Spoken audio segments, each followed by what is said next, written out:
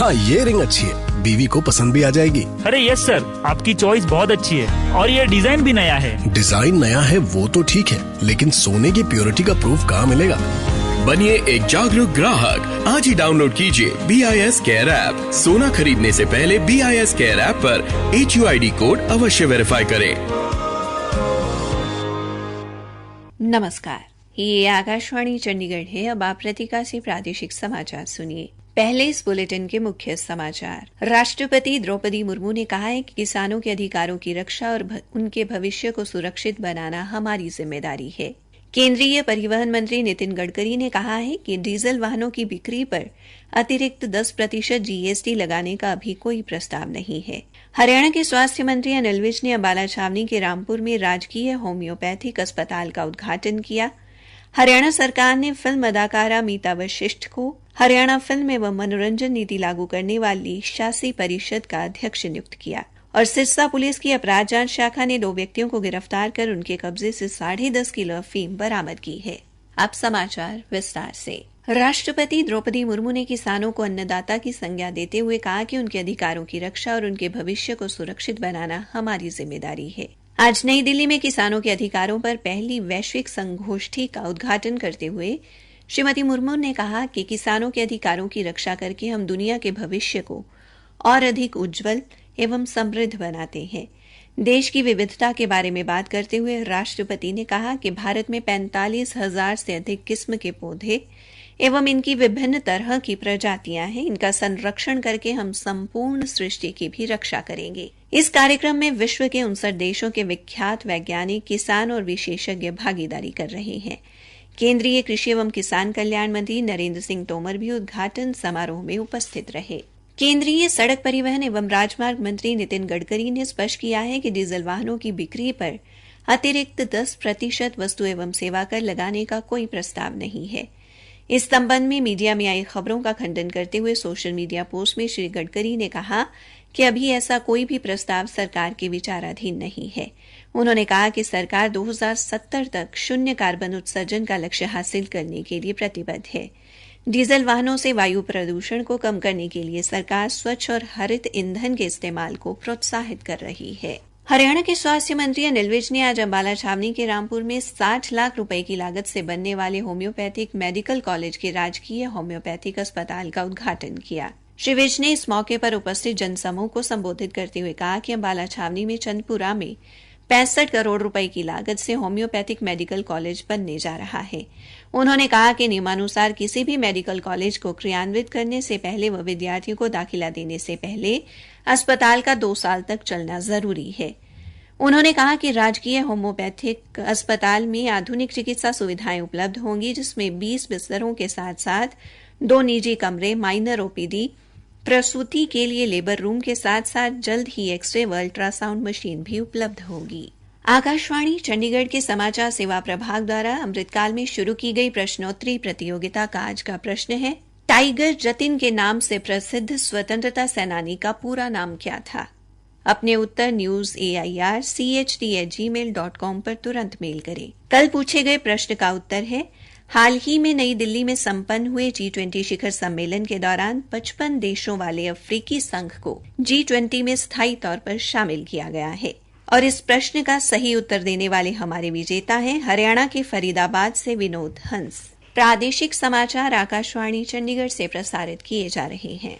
हरियाणा सरकार ने जानी मानी फिल्म अदाकारा मीता वशिष्ठ को हरियाणा फिल्म एवं मनोरंजन नीति लागू करने के लिए गठित शासी परिषद की अध्यक्ष नियुक्त किया है।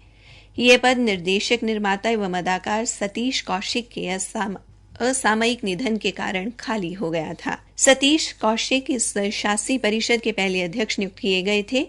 मीता वशिष्ठ लगभग 43 फिल्मों, धारावाहिकों, वेब सीरीज और नाटकों में अभिनय कर चुकी हैं।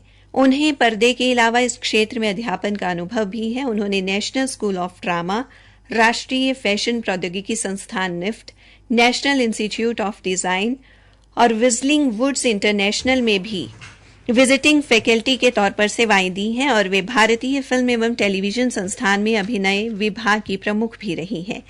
परिषद के सह अध्यक्ष का कार्यभार सूचना एवं लोक संपर्क विभाग के प्रशासकीय सचिव देखेंगे। जबकि इसी विभाग के महानिदेशक सदस्य सचिव होंगे। हरियाणा विधानसभा अध्यक्ष ज्ञानचंद गुप्ता ने आज पंचकूला के सेक्टर 23 में पुराने कचरे के निस्तारण के लिए संयंत्र का उद्घाटन किया। इस अवसर पर नगर निगम के महापौर कुलभूषण गोयल भी उपस्थित रहे।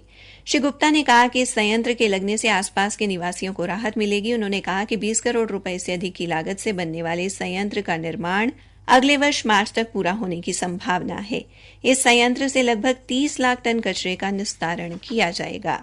सिरसा पुलिस की अपराध जांच शाखा ने 2 व्यक्तियों को गिरफ्तार कर 10.5 किलो अफीम बरामद की है, जिसकी कीमत लगभग 21 लाख रुपए आंकी गई है। सिरसा के पुलिस अधीक्षक विक्रांत भूषण ने बताया कि पकड़े गए आरोपियों की पहचान सिरसा के गांव मल्लिका निवासी छिंदरपाल सिंह और यादविंदर सिंह के तौर पर हुई है। आरोपी छिंदरपाल गत 20 वर्षों से नशों की तस्करी कर रहा था। पुलिस अधीक्षक ने बताया कि इन्हें गांव मल्लिका के इलाके से गिरफ्तार किया गया और तलाशी लेने पर यादविंदर के कब्जे से 5.5 किलो और छिंदरपाल से 5 किलो अफीम बरामद हुई। उन्होंने कहा कि राजस्व विभाग के सहयोग से पकड़े गए आरोपियों की संपत्ति की जांच की जाएगी। केंद्रीय रसायन एवं उर्वरक मंत्री मनसुख मांडविया ने किसानों से खेती की वैकल्पिक पद्धतियां अपनाने और धीरे धीरे रासायनिक उर्वरकों का इस्तेमाल कम करने की अपील की है। किसान समृद्धि केंद्रों के प्रतिनिधियों के साथ वर्चुअल माध्यम से बातचीत करते हुए डॉ मांडविया ने कहा कि किसान समृद्धि केंद्र किसानों से संबंधित सभी मुद्दों के लिए जानकारी उपलब्ध करवा रहे हैं। डॉ मांडविया ने बताया कि केंद्र सरकार पीएम प्रणाम कार्यक्रम पहले ही शुरू कर चुकी है, ताकि राज्यों को वैकल्पिक और रासायनिक उर्वरकों का संतुलित उपयोग करने के लिए प्रोत्साहित किया जा सके। हरियाणा के सहकारिता मंत्री डॉ बनवारी लाल ने कहा कि केंद्र सरकार ने प्राथमिक कृषि ऋण समितियों को इस वर्ष के दौरान 2000 जन औषधि केंद्र खोलने की अनुमति देने का निर्णय लिया है। सहकारिता मंत्री ने आज चरखी दादरी में प्राथमिक कृषि ऋण समितियों के पदाधिकारियों एवं अन्य के साथ बातचीत में कहा कि सरकार का ये निर्णय प्राथमिक कृषि ऋण समितियों को मजबूती प्रदान करने के साथ साथ किसानों व महिलाओं को आत्मनिर्भर बनाने के लिए कारगर साबित होगा। कैथल के हल्का पुंडरी से विधायक रणधीर सिंह गोलन ने आज बरोट में 18 लाख रुपए की लागत से पानी के नए ट्यूबवेल का उद्घाटन किया।